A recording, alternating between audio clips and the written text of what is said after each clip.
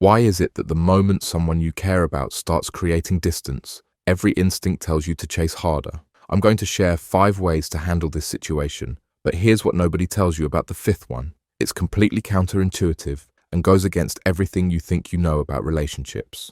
But first, let me tell you why the first 4 methods will fail you if you don't understand what's really happening in her mind. You've felt it before, that sinking feeling when her texts become shorter, when she seems less available, when conversations that used to flow naturally suddenly feel forced. Your mind races with questions. What did I do wrong? Is she losing interest? Should I try harder to win her back? Here's the thing. Most guys make one critical mistake in this situation, and it destroys any chance of reconnection. But I'll reveal that mistake after I show you the right approach, because understanding the psychology behind her behavior changes everything. The first way is giving her space. But there's a dangerous trap here that most men fall into. When she starts pulling away, your first instinct might be to analyze every interaction, to figure out what you did wrong. But here's what's really happening in her mind. She's not necessarily losing interest. She might be testing your emotional stability. She might be dealing with personal stress. She might need time to process her feelings about the relationship. The moment you make her need for space about your inadequacies, you've already failed the test. Because now you're operating from insecurity rather than confidence. But here's the part that gets tricky. How much space is too much space? Because there's a fine line between giving her room and completely disappearing. I'll explain exactly where that line is. But first, you need to understand why most men give space in the wrong way. They give space while internally panicking. They're not texting, but they're obsessing. They're not calling, but they're analyzing her social media posts. This creates desperate energy that she can feel even when you're not directly communicating. The real secret to giving space is what you do with that space, which brings me to the second method. Number 2, focusing on your own growth. But there's one specific thing you must do that most men completely ignore. Remember who you were before this relationship consumed your thoughts. What were your passions? What goals were you working toward? When she starts pulling away, that's your cue to reconnect with those parts of yourself. But here's the key. You can't just go through the motions. You can't just hit the gym and post about it hoping she'll notice, because she's watching for something deeper. She's watching to see if you're genuinely thriving or just performing. Start that project you've been putting off. Plan that trip with friends. Dive deeper into your hobbies. But here's what makes this approach powerful. You're not doing it to make her jealous. You're doing it because it creates what I call emotional contrast. When she sees you're genuinely engaged with your own life, it creates a psychological gap. But this only works if you understand the third method. The third way is strategic communication. And this is where most men either become too distant or too clingy. When you do reach out, the words you choose matter less than the energy behind them. You don't want to disappear completely, but you also can't be overwhelming. There's a specific rhythm to this communication that creates intrigue rather than pressure. Instead of asking loaded questions like, "Are we okay?" Keep your communication focused on sharing something interesting. Send a photo of something that reminded you of an inside joke. Ask about that work project she mentioned. But here's the crucial part. You communicate without expectation. You're not texting to get something back. Pay attention to her energy when she responds. If she seems engaged, you can continue naturally. If her responses are short, that's information. Don't push. Don't ask why she's being distant.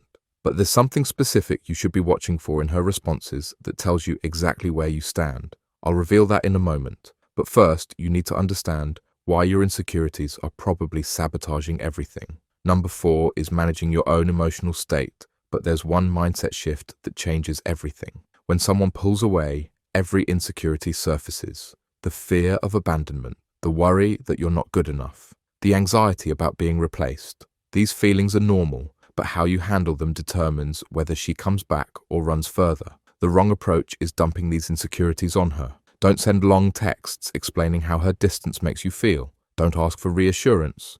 These behaviors signal that you expect her to manage your emotional state. Instead, use this as an opportunity for self-reflection. Ask yourself hard questions. Am I afraid of being alone? Do I define my worth by someone else's attention? But here's the mindset shift that changes everything. Instead of seeing her pulling away as rejection, see it as information. She's showing you exactly what she needs right now. This doesn't just help you handle the current situation. It makes you emotionally stronger in all relationships. But none of this matters if you don't understand the 5th and most important method. The 5th way is the most counterintuitive, and it's the difference between desperation and magnetic confidence. Everything I've told you so far has been building to this point, because there's one thing that determines whether she comes back or not, and it has nothing to do with what you text her or how much space you give her. It's your relationship with uncertainty. Most men can't handle not knowing what's going to happen. They need to control the outcome, they need to fix the situation, they need to get back to the way things were.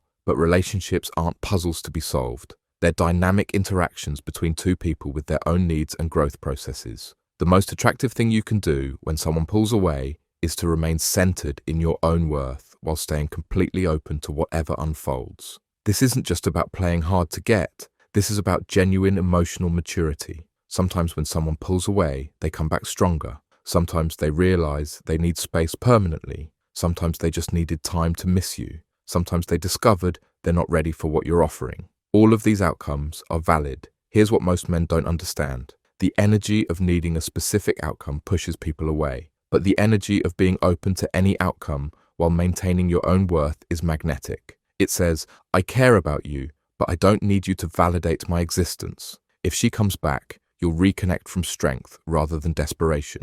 If she doesn't, you'll have become a better version of yourself. Either way, you win. But here's the part that ties everything together. The reason this fifth method is so powerful is because it makes the first four methods authentic. You're not giving her space to manipulate her into coming back. You're giving her space because you respect her autonomy. You're not focusing on your growth to make her jealous. You're focusing on your growth because you're a complete person with or without her.